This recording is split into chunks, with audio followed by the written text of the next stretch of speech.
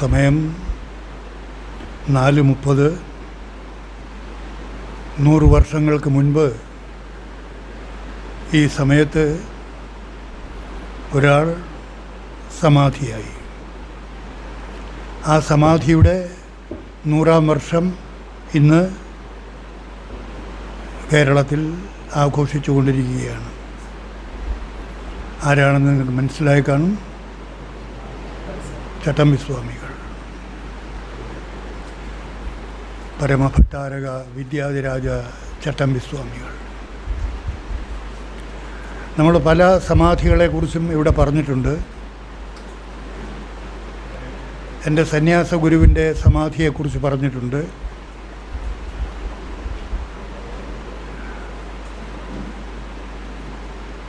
ഇന്ന സമയത്ത് സമാധിയാകുമെന്ന് പറഞ്ഞ് പരസ്യപ്പെടുത്തിയിട്ടും ആ സമയത്ത് സമാധിസ്ഥനാകാൻ കഴിഞ്ഞില്ല. അതേപോലെ തന്നെ സമാധിയാകാൻ പോകുന്നു എന്ന് പറഞ്ഞ് രമണ മഹർഷിയുടെ ശിഷ്യൻ അദ്ദേഹത്തിൻ്റെ പുസ്തകത്തിൽ രേഖപ്പെടുത്തിയിട്ടുള്ളത് നിങ്ങൾക്ക് വായിക്കാൻ കഴിയും. അവിടെയും സമാധിയാകാൻ ശ്രമിച്ചിട്ട് സമാധിയാകാതെ ആളുകളുടെ നടുവിൽ നിന്ന് എഴുന്നേറ്റ് ഓടേണ്ടി വന്നു അദ്ദേഹത്തിന്. എന്നാൽ അതേ സമയത്ത് ചട്ടമ്പിസ്വാമികൾ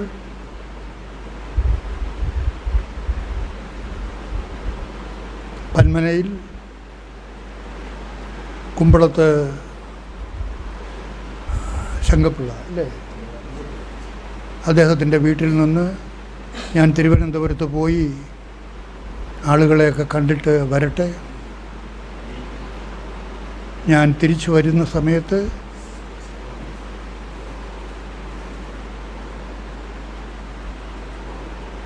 ചാകാനായിട്ട് ഞാൻ ഇവിടെ എത്തും, ഇവിടെ കാണണം എന്ന് പറഞ്ഞിട്ടാണ് ചട്ടമ്പിസ്വാമികൾ തിരുവനന്തപുരത്തേക്ക് വരുന്നത്. ഇവിടെ വന്ന് 1 മാസം തിരുവനന്തപുരത്ത് ഒക്കെ താമസിച്ചു. വഞ്ചിയൂരും തമ്പാനൂരും ഒക്കെ അദ്ദേഹത്തിന് പരിചയക്കാരുടെ വീടുകളുണ്ടായിരുന്നു. അവിടെയൊക്കെ അദ്ദേഹം താമസിച്ചു. അവസാനം അദ്ദേഹത്തിന് വയറ്റിന് അസുഖം പിടിച്ചു. അവസാനം തിരിച്ച് പന്മനയ്ക്ക് പോകാൻ തന്നെ അദ്ദേഹം ആഗ്രഹിച്ചു.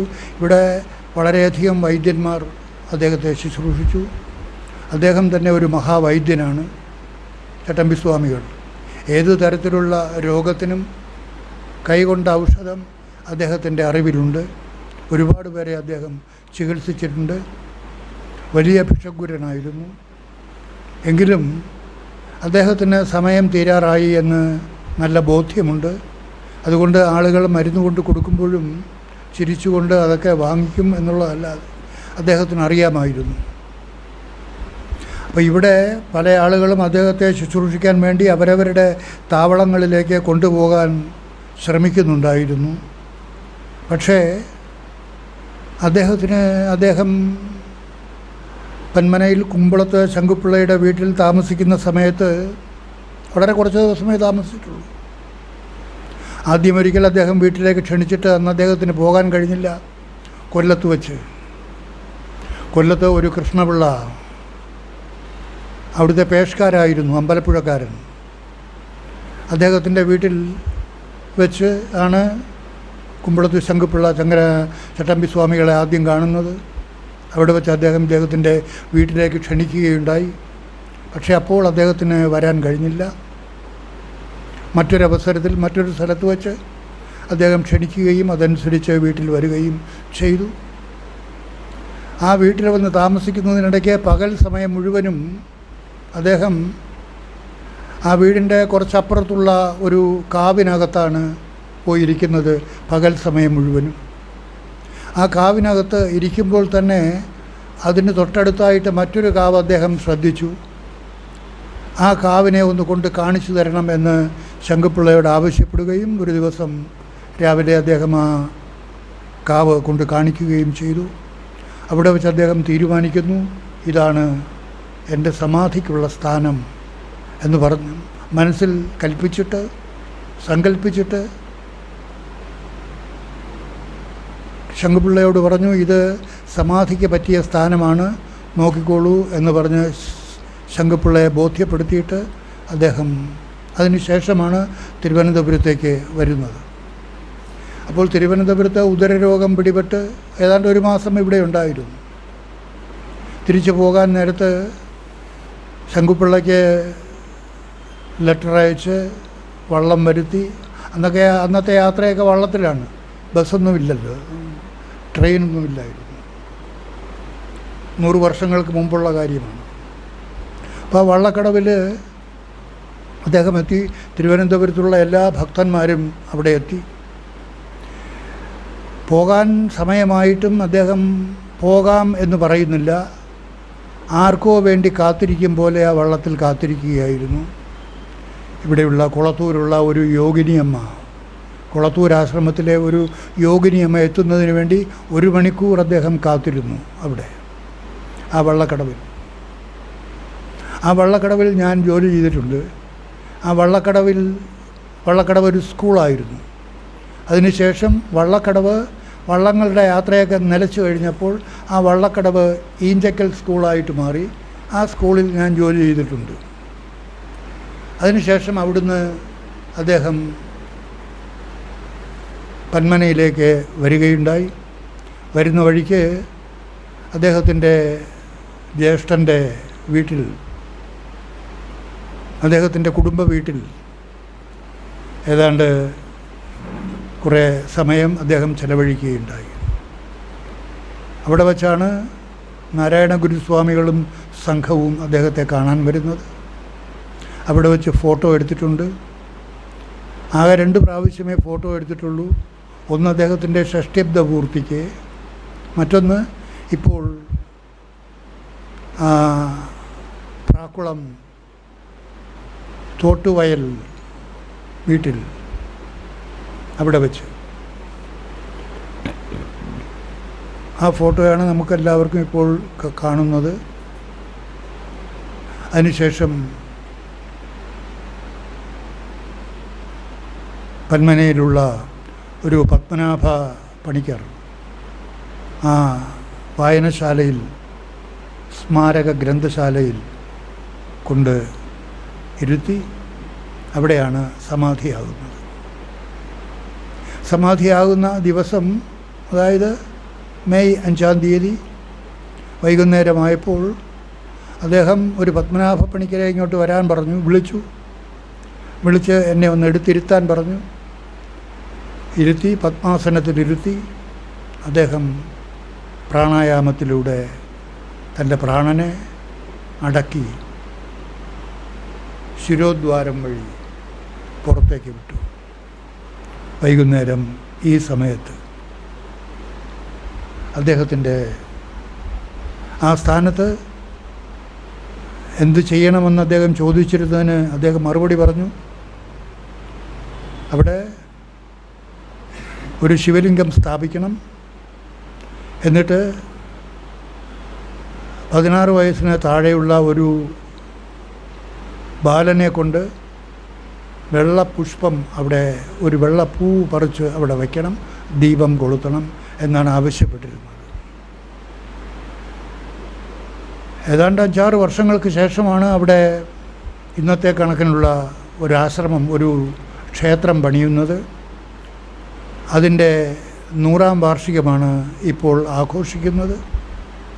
പന്മനയിലും അതുപോലെ മറ്റു പല സ്ഥലങ്ങളിലും, തിരുവനന്തപുരത്തും നെയ്യാറ്റിൻകരയിലും എല്ലാം അദ്ദേഹത്തിൻ്റെ ശിഷ്യന്മാരുള്ള എല്ലാ സ്ഥലങ്ങളിലും ഗംഭീരമായ രീതിയിൽ തന്നെ ഇന്ന് ആഘോഷങ്ങൾ നടന്നുകൊണ്ടിരിക്കുകയാണ്. ആ മഹാത്മാവിനെ സ്മരിച്ചുകൊണ്ട് നാം നമ്മുടെ പ്രഭാഷണം ആരംഭിക്കുകയാണ്. അപ്പോൾ ഇത് പറയാൻ കാരണം, അദ്ദേഹം ആ പറഞ്ഞ സമയത്ത് പറഞ്ഞ രീതിയിൽ തന്നെ ശരീരത്തിൽ നിന്ന് ജീവനെ വെടിഞ്ഞു. ആർക്കും സാധിക്കും, പ്രാണായാമത്തിലൂടെ ആർക്കും സാധിക്കും. എന്നാൽ എന്തുകൊണ്ട് സ്വാമിയുടെ ഗുരുവിന് സാധിച്ചില്ല എന്ന് പറഞ്ഞാൽ അവിടെ വിധി ബലം, വിധി ഒരു ഘടകമാണ്. നമ്മൾ വിചാരിച്ചാലൊന്നും വിചാരിക്കുന്നത് പോലെ നടക്കുന്നില്ല.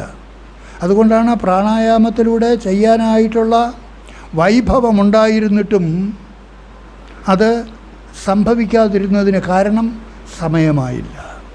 വിധി പറഞ്ഞില്ലേ, ഇത്ര ശ്വാസം എടുക്കുന്നത് തീരുന്നത് വരെ ആ ശരീരത്തിൽ ജീവിച്ചേ ഒക്കൂ. കഴിഞ്ഞ ദിവസം കണ്ടില്ലേ, അരളിപ്പൂ വിദേശത്തേക്ക് ജോലിക്ക് പോകാൻ വേണ്ടിയിട്ട് എയറോഡ്രാമിലെത്തിയ സ്ത്രീ അവിടെ തളർന്നു വീണ് മരിച്ചു. എന്താ കാരണം? അതിന് മുൻപ് അരളിപ്പൂ കടിച്ചെന്നും അതിൻ്റെ ഒരു ഇലയും കടിച്ചു എന്ന് അവസാനം ആ കുട്ടി പറഞ്ഞു.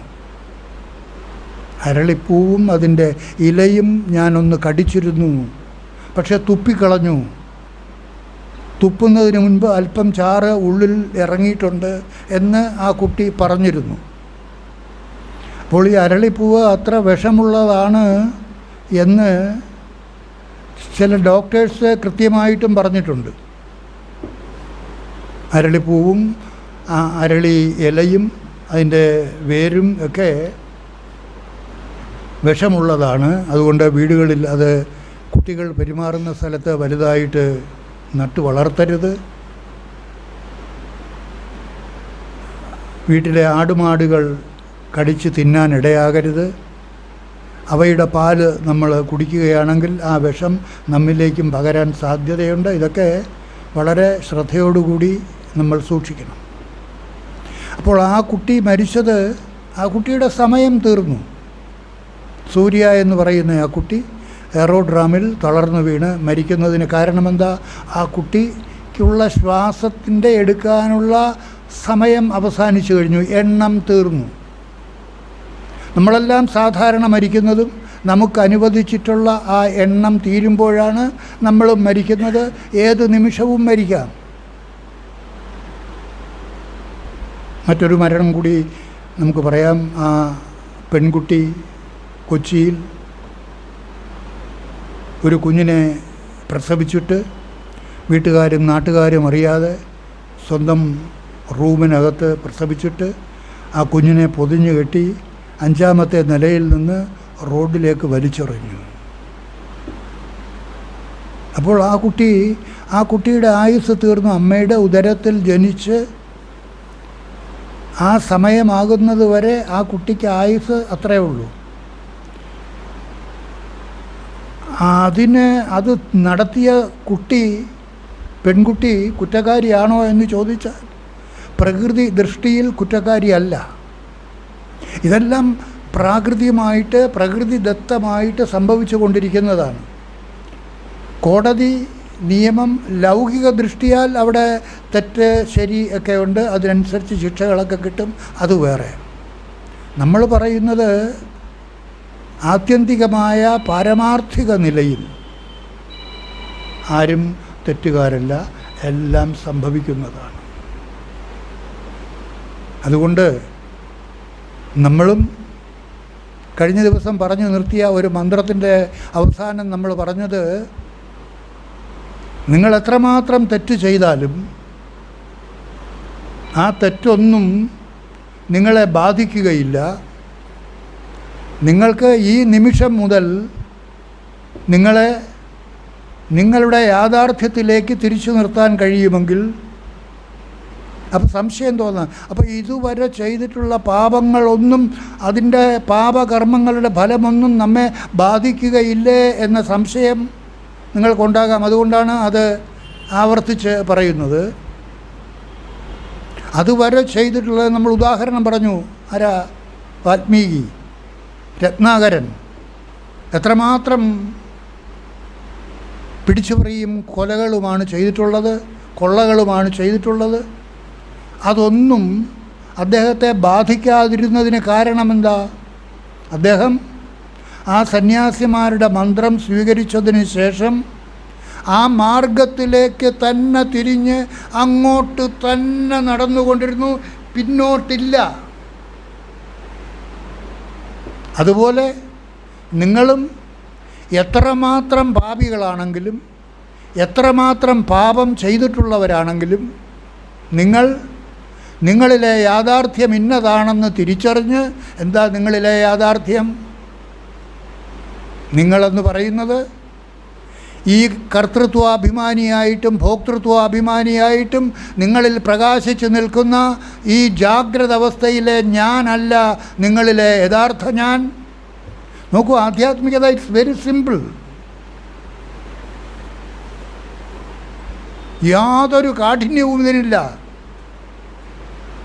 എന്നാൽ ബുദ്ധനൊക്കെ ചെയ്തതുപോലെ അതികഠിനമായ സാധനകളൊക്കെ അനുഷ്ഠിച്ചാലേ ഇത് നേടാൻ കഴിയൂ എന്നൊന്നും വിചാരിക്കരുത്. പിന്നെ എന്തിനാ അവർ ചെയ്തത്? അവർ ചെയ്തത് അറിവില്ലാത്തത് കൊണ്ട്. ബുദ്ധനെ അവസാനം ഒരു സന്യാസി തിരിച്ചു വിട്ടു. ഇതൊന്നും അല്ലടേ നീ ചെയ്യേണ്ടത്. എന്തിനാ ഈ ശരീരത്തെ ഇട്ട് പീഡിപ്പിക്കുന്നത്? എല്ലും തൊലിയുമായി സിദ്ധാർത്ഥൻ. അത് കണ്ടിട്ടാണ് ഒരു സന്യാസി പറഞ്ഞത്, എന്തിനാ നീ ഇങ്ങനെ ശരീരത്തെ പീഡിപ്പിക്കുന്നത്? ആത്മസാക്ഷാത്കാരത്തിന് വേണ്ടിയോ?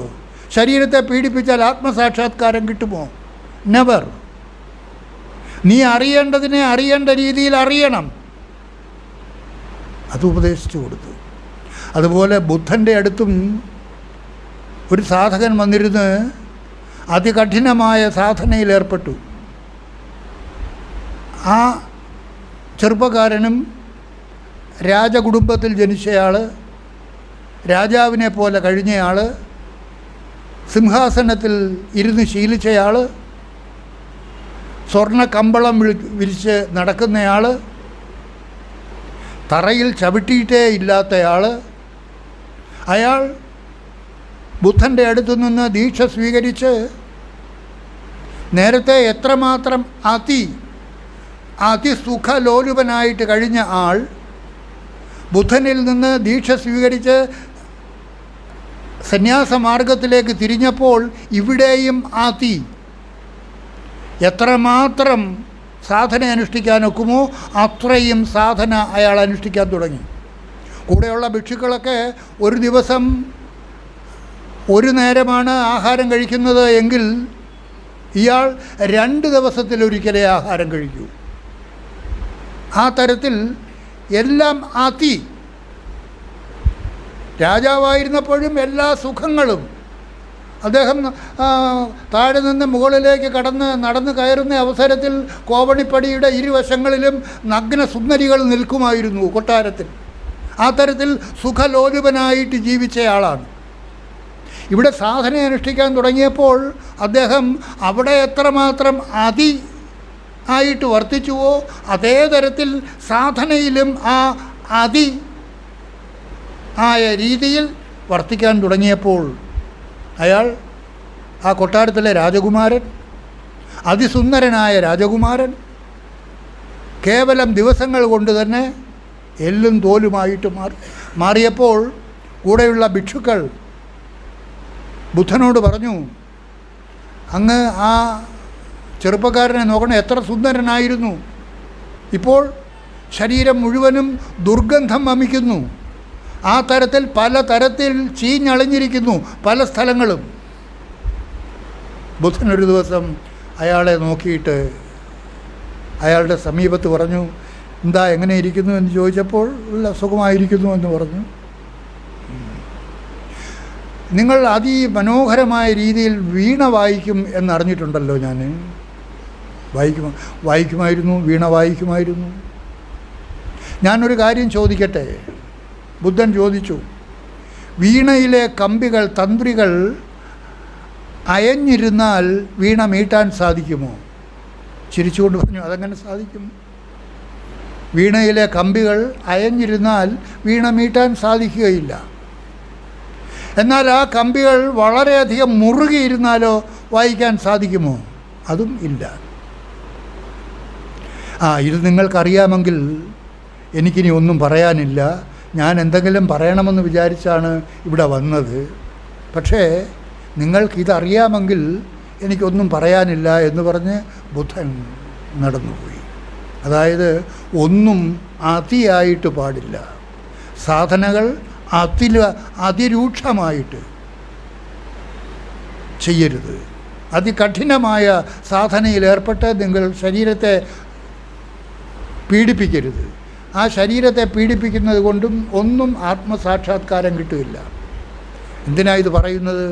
നിങ്ങൾ കുടുംബത്തിൽ ജീവിക്കുന്നവർ, സർവ സാഹചര്യങ്ങളുമായിട്ട് പൊരുത്തപ്പെട്ട് ജീവിക്കുന്നവർ, നിങ്ങൾക്ക് ഏത് സാഹചര്യത്തിലും തുടർന്നുകൊണ്ട് നിങ്ങളിലെ യാഥാർത്ഥ്യത്തെ തിരിച്ചറിഞ്ഞ് ഞാനെന്ന് പറയുന്നത് ഈ നാമരൂപധാരിയായ ഞാനല്ല, ഈ കർത്തൃത്വാഭിമാനിയായിട്ടും ഭോക്തൃത്വാഭിമാനിയായിട്ടും ഈ ശരീരത്തിൽ പ്രകാശിച്ചു കൊണ്ടിരിക്കുന്ന ഞാനല്ല എന്നിലെ യഥാർത്ഥ ഞാൻ.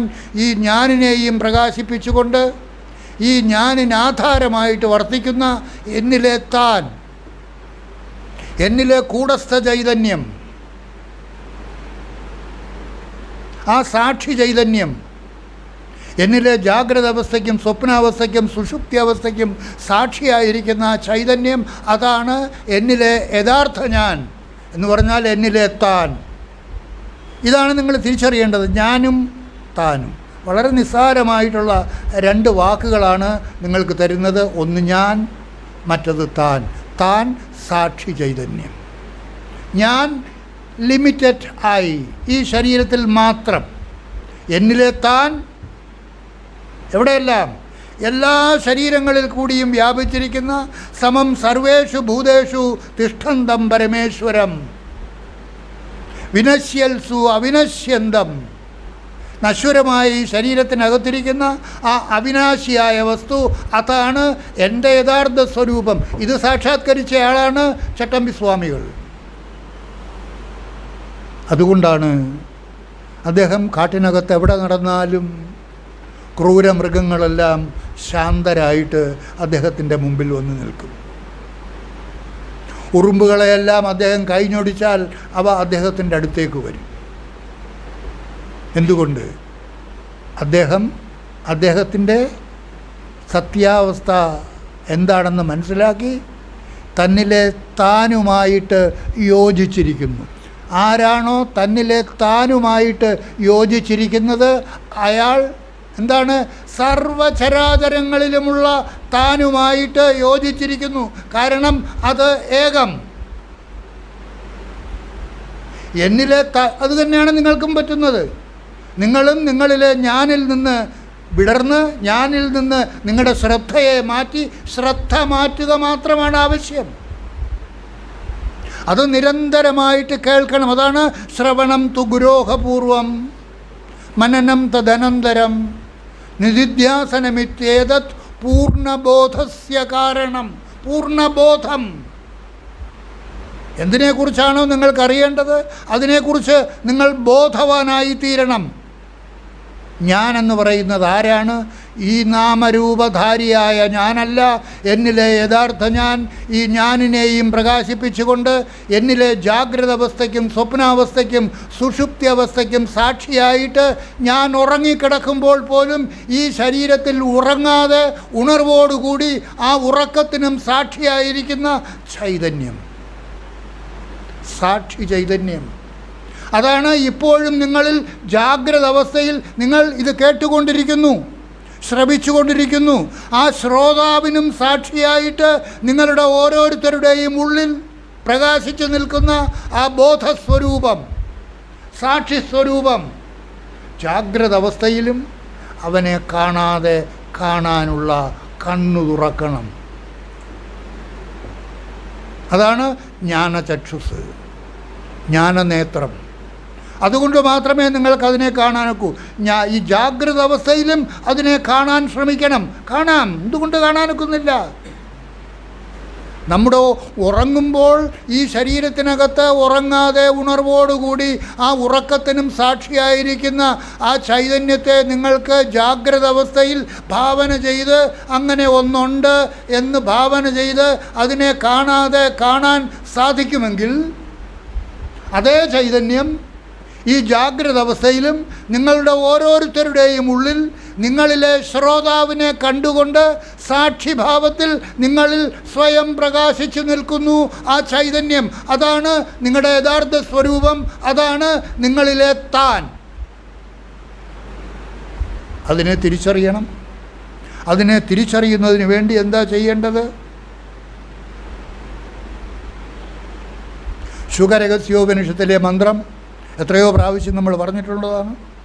അനാത്മദൃഷ്ടേരവിവേക നിദ്രാം അഹം മമ സ്വപ്നഗതിം ഗതോഹം സ്വരൂപസൂര്യോദിതേ സ്ഫുടോക്തേർ ഗുരോർ മഹാവാക്യപദൈഃ പ്രബുദ്ധൈഃ.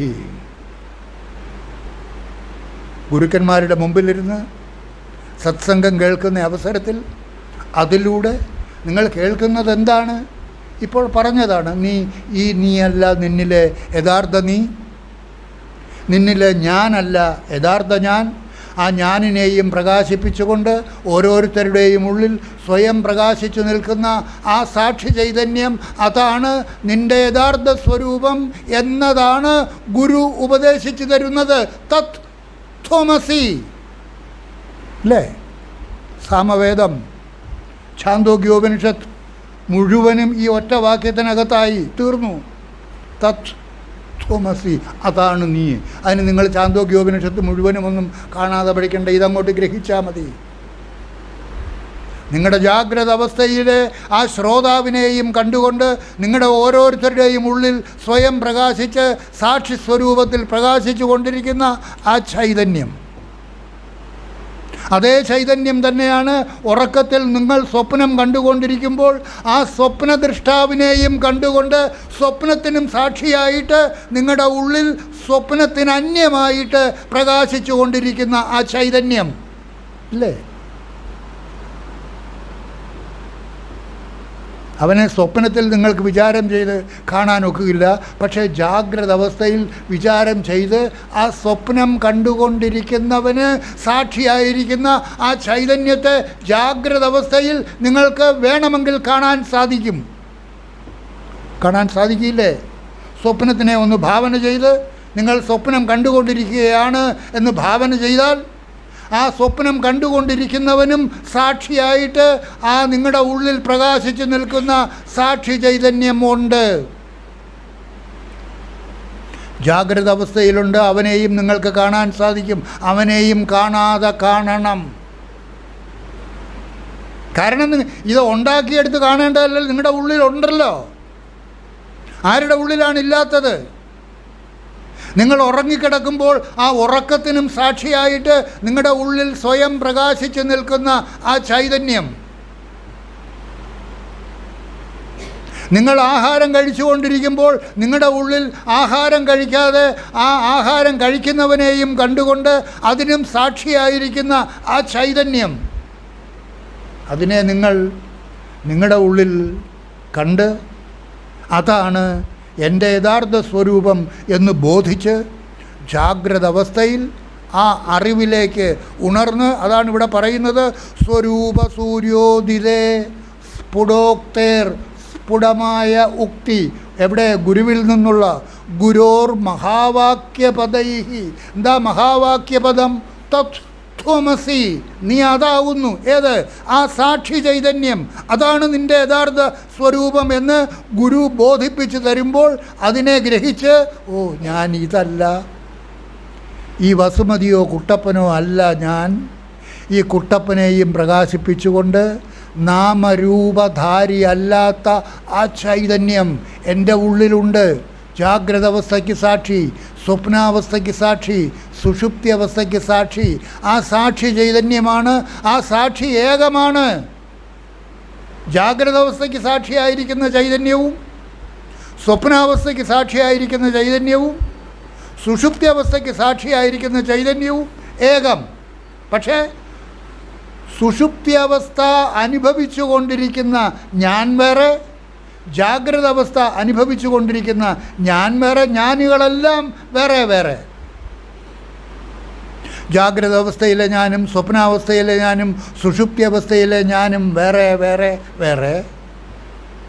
എന്നാൽ ജാഗ്രത അവസ്ഥയിലെ സാക്ഷിയും സ്വപ്നാവസ്ഥയിലെ സാക്ഷിയും സുഷുപ്തി അവസ്ഥയിലെ സാക്ഷിയും ഏകം. അതാണ് ഏകോ ദേവഃ സർവേഷു സർവഭൂതേഷു ഗൂഢഃ സർവവ്യാപി സർവഭൂതാന്തരാത്മാ. ദാറ്റ് ഈസ് ഗോഡ്, ഈശ്വരൻ. എവിടാ ഈശ്വരൻ ഇരിക്കുന്നത്? നിങ്ങൾ അമ്പലത്തിൽ പോയി കാണുന്ന വിഗ്രഹത്തിലല്ല ഈശ്വരൻ ഇരിക്കുന്നത്. ഈശ്വര സർവഭൂതാനാം ഹൃദ്ദേശേ അർജുന തിഷ്ഠതി. സർവ ശരീരങ്ങളിലും പ്രകാശിച്ചു കൊണ്ടിരിക്കുന്ന ആ സാക്ഷി ചൈതന്യം, ആ കൂടസ്ഥ ചൈതന്യം, അതാണ് ഈശ്വരതത്വം, ഈശ്വര ചൈതന്യം. ഈശ്വരനെ നിങ്ങൾ അമ്പലത്തിൽ പോയാൽ കാണുകയില്ല. ഈശ്വരനെ നിങ്ങൾ നിങ്ങളുടെ ഉള്ളിൽ കണ്ടെത്തണം. ആ സാക്ഷി ചൈതന്യം, അതാണ് എൻ്റെ യഥാർത്ഥ സ്വരൂപം എന്ന് തിരിച്ചറിയുമ്പോൾ, അപ്പോൾ സ്വാമി ഒരു സംശയം, ഞാൻ ഈശ്വരനല്ലേ? അപ്പോൾ ഞാനും ഈശ്വരനാണല്ലോ, ഞാൻ ഇതല്ല, ഇതിനകത്തിരിക്കുന്ന അതാണെന്നല്ലേ സ്വാമി പറയുന്നത്? അതെ, ഞാൻ അതാണെങ്കിൽ, അത് ഈശ്വരനാണെങ്കിൽ ഞാനും ഈശ്വരനല്ലേ? ആണല്ലോ. അല്ലെന്നാരാ പറയുന്നത്? നിങ്ങൾ ഓരോരുത്തരും ഈശ്വരന്മാരാണ്. ഒരേ ഈശ്വരൻ്റെ അംശങ്ങൾ, ഒരേ ഈശ്വരൻ തന്നെ എല്ലാ ശരീരങ്ങളിലും വ്യാപിച്ചിരിക്കുന്നു. ആ ഈശ്വരനും ഉപാധി സഹിതനായതുകൊണ്ടാണ് അംശങ്ങളായിട്ട് കാണപ്പെടുന്നത്. ജീവൻ ഏതുപോലെയാണോ ഉപാധി സഹിതനായിരിക്കുന്നത്, അതുപോലെ ഈശ്വരനും ഉപാധി സഹിതനായിരിക്കുന്നു. എന്താ ജീവൻ്റെ ഉപാധി? അവിദ്യ. ഈശ്വരൻ്റെ ഉപാധി എന്താണ്? മായ.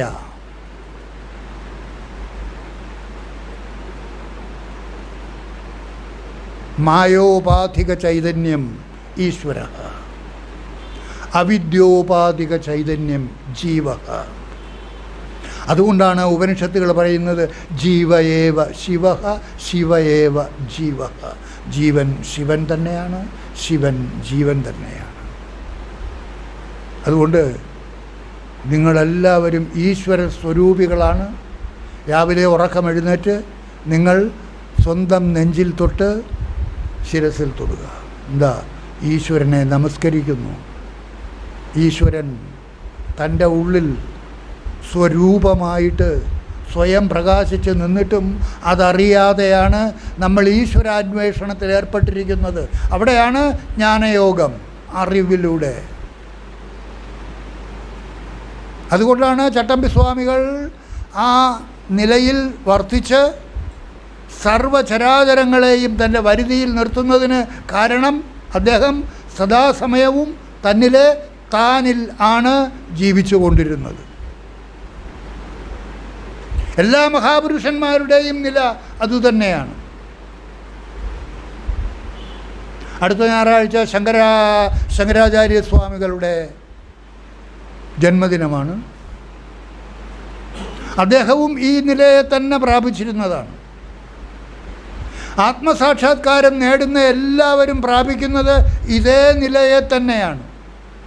തൻ്റെ ഉള്ളിൽ താനായിരിക്കുന്ന വസ്തുവിനെ തിരിച്ചറിഞ്ഞ് ഞാൻ ഇതല്ല, ഈ നാമരൂപധാരിയായ ഞാനല്ല എന്നിലെ യഥാർത്ഥ ഞാൻ, ഈ ഞാനിനെയും പ്രകാശിപ്പിച്ചുകൊണ്ട് ഈ ശരീരത്തിൽ സ്വയം പ്രകാശിച്ചു നിൽക്കുന്ന ആ ചൈതന്യം, ആ സാക്ഷി ചൈതന്യം, അതാണ് എൻ്റെ യഥാർത്ഥ സ്വരൂപം എന്ന് ബോധിച്ച് സദാസമയത്തും ആ ഭാവം നിങ്ങൾ പുലർത്തുന്നതിന് വേണ്ടിയാണ് ആ മന്ത്രം പറഞ്ഞത്. എന്താ? സോഹം സഹ അഹം, സഹ അഹം, അതാണ് ഞാൻ, ഇതിനകത്തിരിക്കുന്ന അതാണ് ഞാൻ. ആ ബോധം എപ്പോഴും നിലനിർത്തുന്നതിന് വേണ്ടിയാണ് സോഹം സോഹം സോഹം സോഹം മന്ത്രം. എപ്പോഴും എപ്പോഴും എപ്പോഴും എപ്പോഴും നിങ്ങൾ ആ മന്ത്രം ജപിച്ചോളൂ. ബാക്കി എല്ലാ മന്ത്രങ്ങളും ദൂരെ കളഞ്ഞോളൂ. ആ മന്ത്രം നിങ്ങൾ ചൊല്ലുന്ന മറ്റേത് മന്ത്രം കൊണ്ടും നിങ്ങൾക്ക് ആത്മസാക്ഷാത്കാരം കിട്ടുകയില്ല. ഉറപ്പാണോ സ്വാമി? ഉറപ്പ്.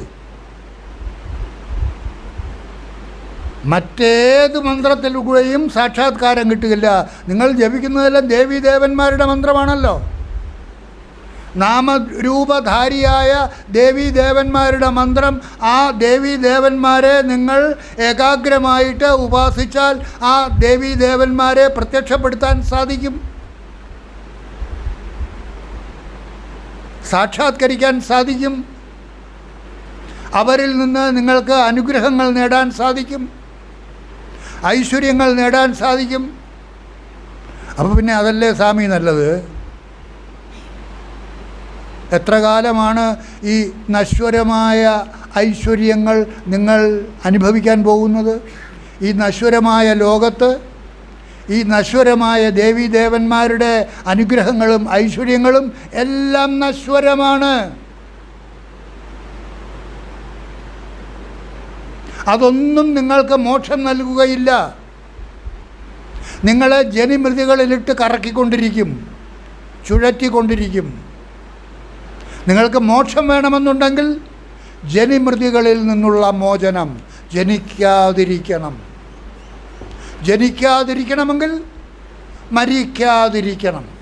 മരിക്കാതിരിക്കണമെങ്കിൽ നിങ്ങൾ നിങ്ങളുടെ പ്രജ്ഞയെ, നിങ്ങളുടെ ശ്രദ്ധയെ ഞാനിൽ നിന്ന് വിടർത്തി നിങ്ങളിൽ തന്നെയുള്ള ആ സാക്ഷി ചൈതന്യത്തിലേക്ക് മാറ്റി പ്രതിഷ്ഠിക്കണം.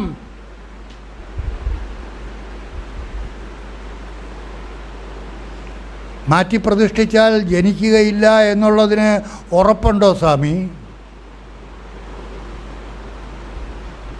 നിങ്ങൾക്ക് ഗുരുവിൽ വിശ്വാസമുണ്ടെങ്കിൽ ഉറപ്പിക്കാം.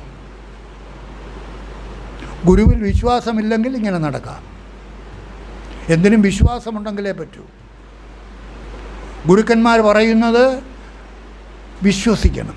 അവിടെയാണ് ശ്രദ്ധ എന്ന് പറയുന്നത്. ശ്രദ്ധാവാൻ ലഭതേ ജ്ഞാനം തത്പരഃ സംയതേന്ദ്രിയ.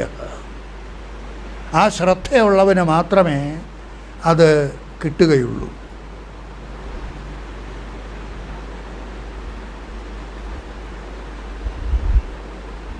അത് ഭഗവത്ഗീതയിലെ ജ്ഞാനകർമ്മ സന്യാസത്തിൽ വരുന്നതാണ്. ശ്രദ്ധാവാൻ ലഭതേ ജ്ഞാനം തത്പരഃ സംയതേന്ദ്രിയ. ജ്ഞാനം ലബ്ധ്വാ പരാം ശാന്തിം അചിരേണ അധിഗച്ഛതി. ആ ജ്ഞാനം കിട്ടിയാൽ, ആ ജ്ഞാനം എന്താ? അതാണ് ഇവിടെ ഇതുവരെ പറഞ്ഞത്. എന്താ?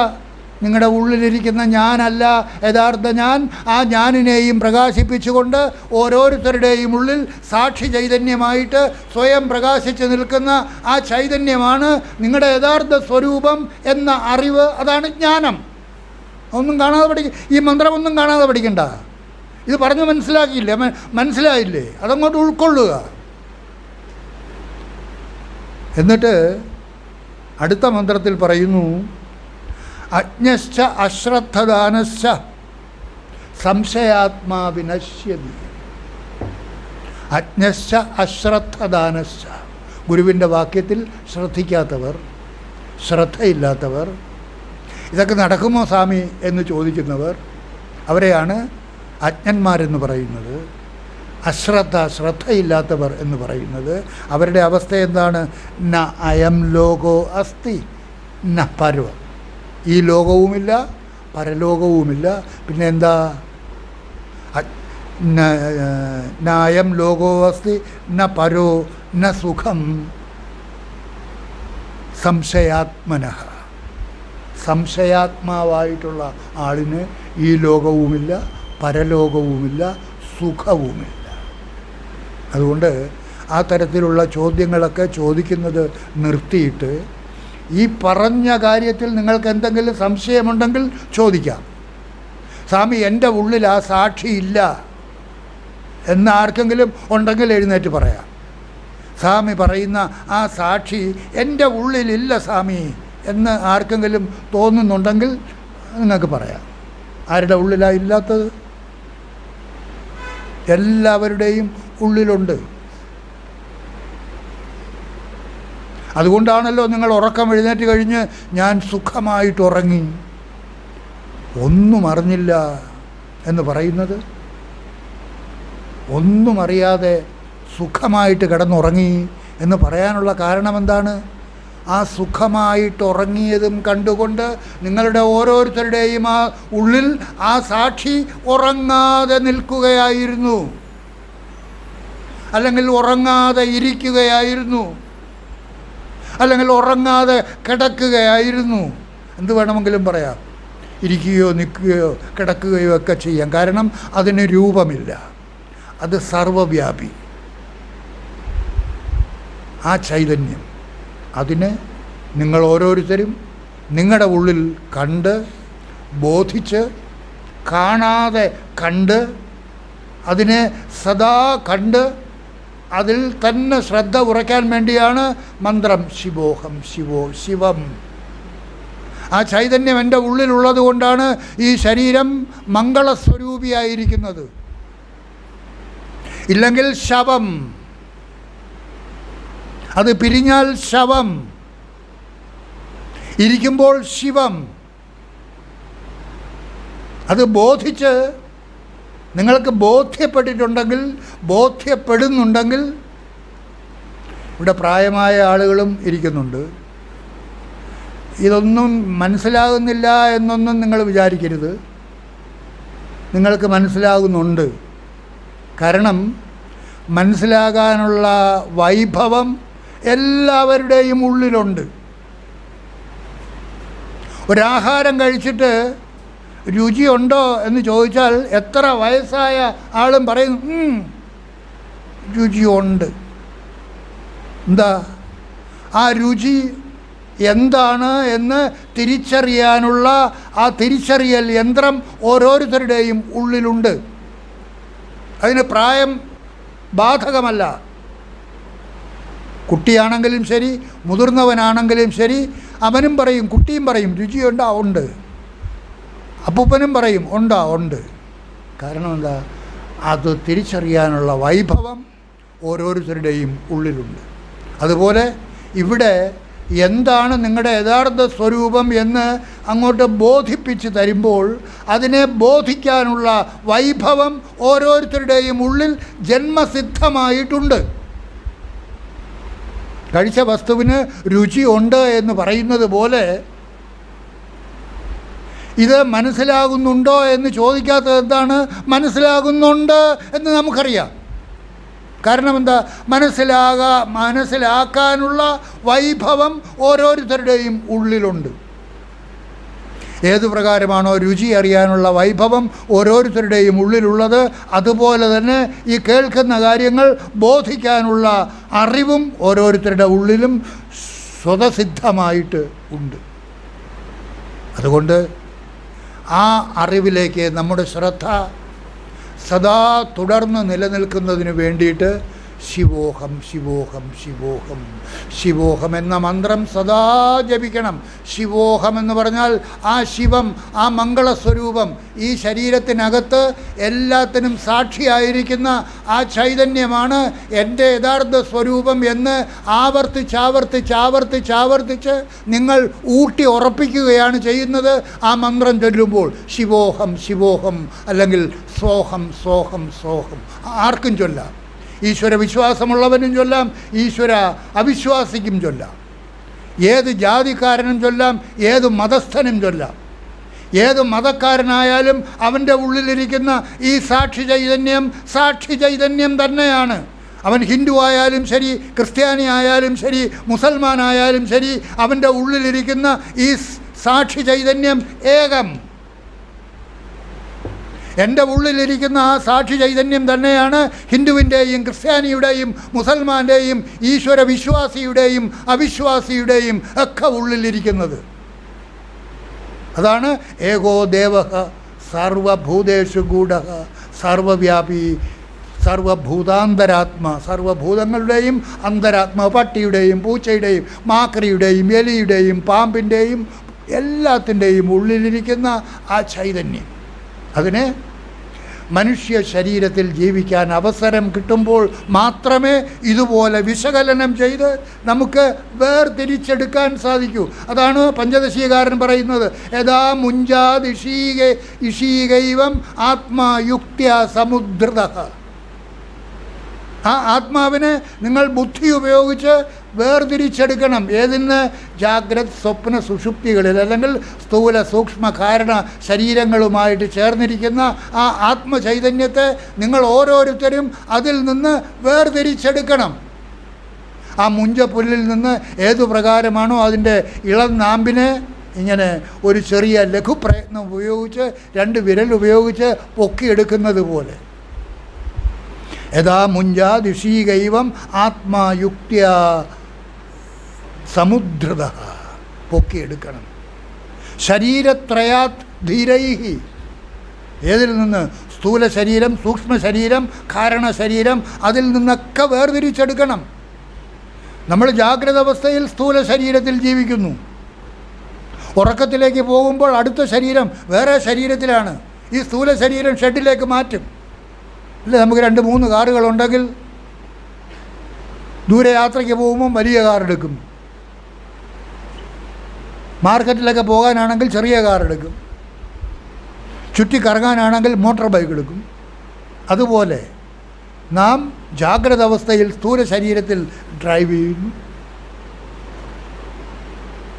സ്വപ്നം കാണുന്ന അവസരത്തിൽ സൂക്ഷ്മ ശരീരത്തിൽ, ആ സൂക്ഷ്മ ശരീരത്തിൽ നാം സഞ്ചരിക്കുന്ന അവസരത്തിൽ ഞാനുമുണ്ട്, താനുമുണ്ട്. ഏതിനെയാണ് പൊക്കിയെടുക്കേണ്ടത്? തന്നിലെ തന്നെ. മുഞ്ചപ്പുല്ലിൽ നിന്ന് അതിൻ്റെ ഇളം നാമ്പിനെ പൊക്കിയെടുക്കുന്നത് പോലെ നിങ്ങളുടെ ഓരോരുത്തരുടെയും ശരീരത്തിൽ നിന്ന് ആ ശരീരത്രയധീരൈ, ധീരന്മാർക്ക് മാത്രമേ അതിനെ പൊക്കിയെടുക്കാനൊക്കൂ, വേർതിരിച്ചെടുക്കാനൊക്കൂ. തിരിച്ചറിവിലൂടെ ഞാൻ ആ സാക്ഷി ചൈതന്യമാണ് എന്ന് ബോധിച്ച് സദാസമയത്തും ആ മന്ത്രം ചൊല്ലിക്കൊണ്ടിരിക്കണം. ശിവോഹം ശിവോഹം ശിവോഹം ശിവോഹം. അഹം സാക്ഷീതി വിദ്യാത് വിവിച്യ ഏവം പുനഃ പുനഃ സ ഏവ മുക്തഃ സ വിദ്വാൻ ഇതി വേദാന്ത ഡിണ്ടിമഃ. വേദാന്തത്തിലെ പെരുമ്പറ ഘോഷം. എന്താ വേദാന്തം? നമ്മളിവിടെ ചർച്ച ചെയ്തുകൊണ്ടിരിക്കുന്നത് വേദാന്തമാണ്.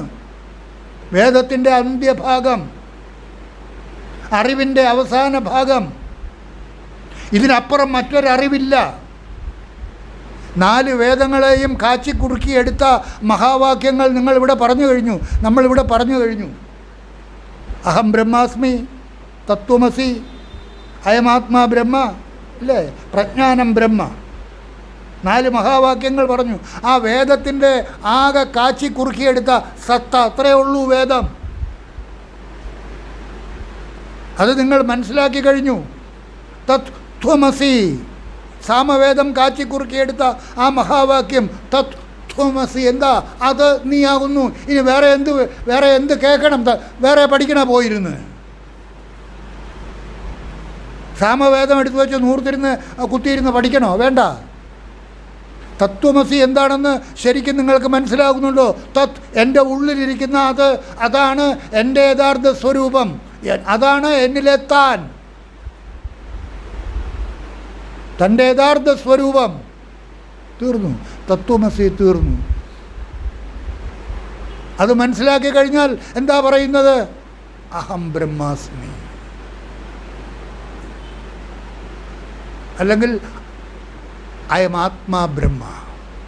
ഈ ആത്മാവ് ബ്രഹ്മമാകുന്നു. ആത്മചൈതന്യം, ആ സാക്ഷി ചൈതന്യം, ആ കൂടസ്ഥ ചൈതന്യം, എന്നിലെ താൻ, അതാണ് ആത്മചൈതന്യം. ഈ ആത്മാവ് ബ്രഹ്മം തന്നെയാകുന്നു. ഏതുപോലെ ഘടാകാശം മഹാകാശമായിട്ട് തന്നെ ഇരിക്കുകയാണ്. കുടമാകുന്ന ഉപാധി ഉള്ളതുകൊണ്ട് നമ്മൾ ഘടാകാശം എന്ന് പറയുന്നു, കൊടാകാശം എന്ന് പറയുന്നു. കുടത്തിനെ ഉടച്ചാൽ കുടത്തിനകത്തിരുന്ന ഘടാകാശം ഇപ്പോൾ എന്തായിട്ട് മാറി? മഹാകാശമായിട്ട് മാറി. കുടം ഇല്ല, ഇപ്പോൾ ഉടഞ്ഞുപോയി. അപ്പോൾ കുടമുണ്ടായിരുന്നപ്പോഴും അത് കൊടാകാശമായിരിക്കുമ്പോഴും അത് മഹാകാശമായിട്ട് തന്നെയാണ് ഇരിക്കുന്നത്. ഘടാകാശവും മഹാകാശവും ഒന്നു തന്നെയാണ്. ഉപാധി ഉള്ളതുകൊണ്ട് മാത്രമാണ് കൊടാകാശം എന്ന് പറയുന്നത്. അതുപോലെ ജീവാത്മാവ് എന്ന് നിങ്ങൾ പറയുമ്പോഴും നിങ്ങൾ ആരാണ്? പരമാത്മാവ് തന്നെയാകുന്നു.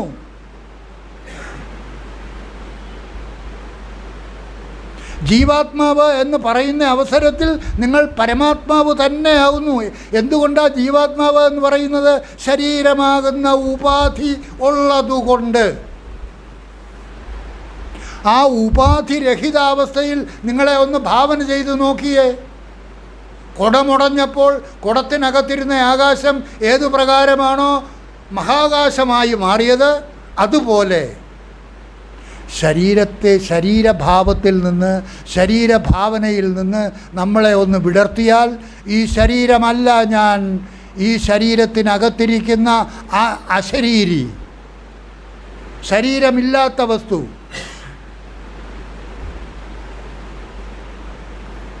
എല്ലാം ശരീരത്തിനകത്തിരിക്കുകയാണ്. എന്താണ് ആ ശരീരമില്ലാത്ത വസ്തു? അതാണ് അശരീരി എന്ന് പറയുന്നത്.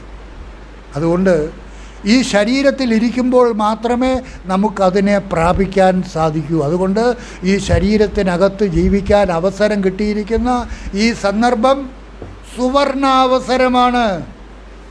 ഒരാളും പാഴാക്കി കളയരുത്. നിങ്ങളുടെ ജീവിതാനുഭവങ്ങളൊക്കെ സ്വാമി ഭയങ്കര കഷ്ടമാണ്, ദാരിദ്ര്യമാണ്, പട്ടിണിയാണ്, ജീവിക്കാൻ നിവൃത്തിയില്ല സ്വാമി, അതൊക്കെ കർമ്മഫലം. നിങ്ങൾ ചെയ്തിട്ടുള്ള കർമ്മത്തിൻ്റെ ഫലം വേറെ ആർക്കെങ്കിലും അനുഭവിക്കാൻ ഒക്കുമോ? താൻ നിരന്തരം ചെയ്യുന്ന കർമ്മങ്ങൾ താൻ അനുഭവിച്ചിടുകന്നേ വരും. അനുഭവിച്ചുകൊണ്ടിരിക്കുമ്പോൾ തന്നെ നിങ്ങൾ ഈ അനുഭവിക്കുന്ന ഞാനല്ല എന്നിലെ യഥാർത്ഥ ഞാൻ, അതാണ് അറിവ്. ഈ അനുഭവിച്ചു കൊണ്ടിരിക്കുന്ന ഞാനല്ല എന്നിലെ യഥാർത്ഥ ഞാൻ, ഈ ഞാനിനെയും പ്രകാശിപ്പിച്ചുകൊണ്ട് ഞാനിനും ആധാരമായിരിക്കുന്ന എന്നിലെ താൻ ആണ് യഥാർത്ഥ ഞാൻ എന്ന് ബോധ്യമാകുന്ന നിമിഷം നിങ്ങളുടെ ശ്രദ്ധയെ ഈ ഞാനിനെ വിട്ടിട്ട് ആ ഞാനിലേക്ക് കയറിയാൽ മതി. സർക്കസിൽ കണ്ടിട്ടില്ലേ ഊഞ്ഞാൽ, ട്രപ്പീസ് അഭ്യാസം? അപ്പുറത്ത് ഒരു ഊഞ്ഞാൽ തൂക്കിയിട്ടിരിക്കും, ഇപ്പുറത്തൊരു ഊഞ്ഞാൽ തൂക്കിയിട്ടിരിക്കും. രണ്ട് ഊഞ്ഞാലിലും കാലങ്ങോട്ടിട്ട് അല്ലേ ആളുകൾ കമഴ്ന്ന് കിടക്കും, അങ്ങോട്ടും ഇങ്ങോട്ടും ആടി. ഇപ്പുറത്തെ ഊഞ്ഞാലിൽ നിന്ന് അപ്പുറത്തെ ഊഞ്ഞാലിലേക്കും അപ്പുറത്തെ ഊഞ്ഞാലിൽ നിന്ന് ഇപ്പുറത്തെ ഊഞ്ഞാലിലേക്കും മാറും. ഇപ്പുറത്തെ ഊഞ്ഞാലിൽ നിന്ന് അപ്പുറത്തെ ഊഞ്ഞാലിലേക്ക് മാറണമെങ്കിൽ ഈ ഊഞ്ഞാലിലെ പിടി വിട്ടാൽ അപ്പുറത്തെ ഊഞ്ഞാലിൽ പിടിക്കാൻ ഒക്കൂ. അതുപോലെ ഞാനിലെ പിടിവിട്ടാൽ മാത്രമേ നിങ്ങൾക്ക് താനിൽ പിടിമുറുക്കാൻ സാധിക്കൂ. എന്താ ഞാനിലെ പിടിവിടാനായിട്ടുള്ള പ്രയാസം? നിങ്ങളുടെ ആഗ്രഹങ്ങൾ, നിങ്ങളുടെ അത്യാഗ്രഹങ്ങൾ, നിങ്ങളുടെ ബന്ധനങ്ങൾ, ഭാര്യ, മക്കൾ, കുടുംബം, ഇതൊക്കെ സത്യമാണെന്ന് തെറ്റിദ്ധരിച്ചിരിക്കുന്നത് കൊണ്ടാണ് എല്ലാമായിട്ടും നമ്മൾ താതാത്മ്യം പ്രാപിച്ചിരിക്കുന്നത്. കഴിഞ്ഞ ദിവസം നമ്മൾ പറഞ്ഞു, ഭാര്യയ്ക്ക് വേണ്ടിയല്ല നിങ്ങൾ ഭാര്യയിൽ പ്രീതനായിരിക്കുന്നത്, പിന്നെയോ ആത്മാവിലുള്ള പ്രേമം കൊണ്ട്. നിങ്ങളുടെ മക്കൾ നിങ്ങൾക്ക് പ്രിയങ്കരനായിരിക്കുന്നത് എന്തുകൊണ്ടാണ്? നിങ്ങളുടെ മക്കളോടുള്ള പ്രിയം കൊണ്ടല്ല, ആത്മാവിനോടുള്ള പ്രിയം കൊണ്ട്. എല്ലാത്തിനോടും ഉള്ള സ്നേഹം തുടരുന്നത് ആത്മാവിനോടുള്ള പ്രിയം കൊണ്ട് മാത്രമാണ്. ഇത് ബൃഹദാരണ്യകോപനിഷത്തിൽ പറയുന്നതാണ്.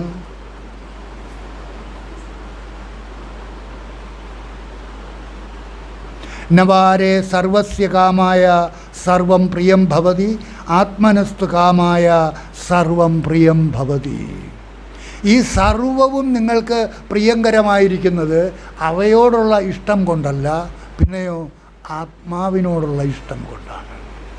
അതുകൊണ്ട് ആത്മാവ അരേ ദ്രഷ്ടവ്യ ശ്രോതവ്യോ മന്തവ്യോ നിധിധ്യാസിതവ്യോ. അതുകൊണ്ട് യാജ്ഞവൽക്യൻ തൻ്റെ ഭാര്യയായ മൈത്രേയിയോട് പറഞ്ഞു കേൾപ്പിക്കുകയാണ്, അതുകൊണ്ട് നീ ആത്മാവിനെയാണ് അറിയാൻ ശ്രമിക്കേണ്ടത്, ആത്മാവിനെക്കുറിച്ചാണ് പഠിക്കാൻ ശ്രമിക്കേണ്ടത്, ആത്മാവിനെക്കുറിച്ചാണ് ബോധിക്കേണ്ടത്, നിധിധ്യാസനം ചെയ്യേണ്ടതും ആത്മാവിനെക്കുറിച്ചാണ്, ശ്രവിക്കേണ്ടതും മനനം ചെയ്യേണ്ടതും നിധിധ്യാസനം ചെയ്യേണ്ടതും ആത്മാവിനെക്കുറിച്ചാണ്. കാരണം ആ ആത്മാവിൻ്റെ സാന്നിധ്യമാണ് എല്ലാവർക്കും ശ്രേയസ്കരമായിട്ടുള്ളത്.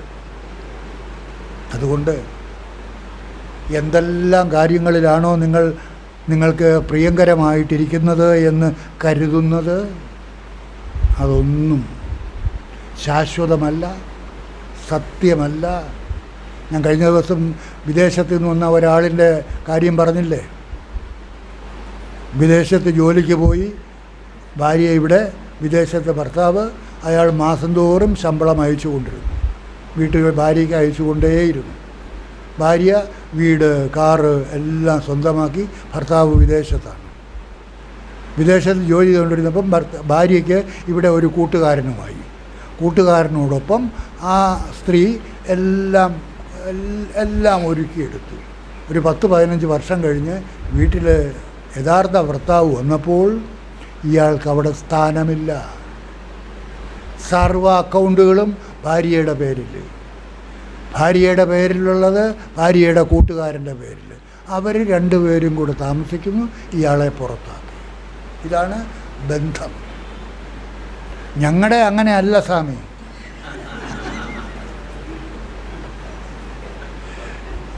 അതൊക്കെ നമുക്ക് അവസാനം കാണാം, അതൊക്കെ അവസാനം കാണാം. അങ്ങനെ അല്ലാത്ത ആളുകളുമുണ്ട്. എന്നാലും സത്യം അതാണ്, ഒന്നിനെയും നിങ്ങൾ വിശ്വസിക്കരുത്. എന്തിന് നിങ്ങൾ ആലോചിച്ച് നോക്കണം. നിങ്ങൾ വീട്ടിൽ പോയി സ്വാമി ഇത്തരം കാര്യങ്ങളൊക്കെ പറഞ്ഞിട്ടുണ്ട്, മോക്ഷത്തിനുള്ള കാര്യങ്ങളാണ് പറഞ്ഞിരിക്കുന്നത്, മിണ്ടരുത്. ഇനി മേലാൽ ആ സ്വാമിയുടെ കാര്യവും പറയരുത്, മോക്ഷവും പറയരുത്. മോക്ഷവും വേണ്ട, നിനക്ക് മോക്ഷമൊന്നും വേണ്ട, സമ്മതിക്കില്ല. എന്തുകൊണ്ടാണ് സമ്മതിക്കാത്തത്? ഭാര്യ ഭർത്താവിൽ നിന്ന് അകലുമോ എന്നുള്ള പേടി. ഭാര്യ മോക്ഷം പ്രാപിക്കുന്നതിന് വേണ്ടിയിട്ട് ആധ്യാത്മികമായിട്ട് ഇനി സ്വാമിയോടൊപ്പം പോയി കളയുമോ, ആ തരത്തിലുള്ള ചിന്ത. തന്നിൽ നിന്ന് അകന്നു പോകുമോ എന്ന ചിന്ത. അതുകൊണ്ട് ഒരുത്തരെയും സമ്മതിക്കുക. എന്തുകൊണ്ടാണ്? സ്വാർത്ഥത. എല്ലാവരിലും നിലനിൽക്കുന്നത് സ്വാർത്ഥത മാത്രം. നിങ്ങൾ അമ്മ ഇതാണ് സ്വാർത്ഥത എന്ന് പറയുന്ന ആ പെൺകുട്ടി പ്രസവിച്ച ഉടനെ ആ കുട്ടിയെ ഒരു ദാക്ഷിണ്യവും കൂടാതെ ആ കുട്ടിയെ പൊതിഞ്ഞു കെട്ടി റോഡിലേക്ക് എടുത്തെറിയണമെങ്കിൽ എന്താ? സ്വാർത്ഥതയല്ലേ? ഒരമ്മയ്ക്ക് ചെയ്യാൻ സാധിക്കുമോ?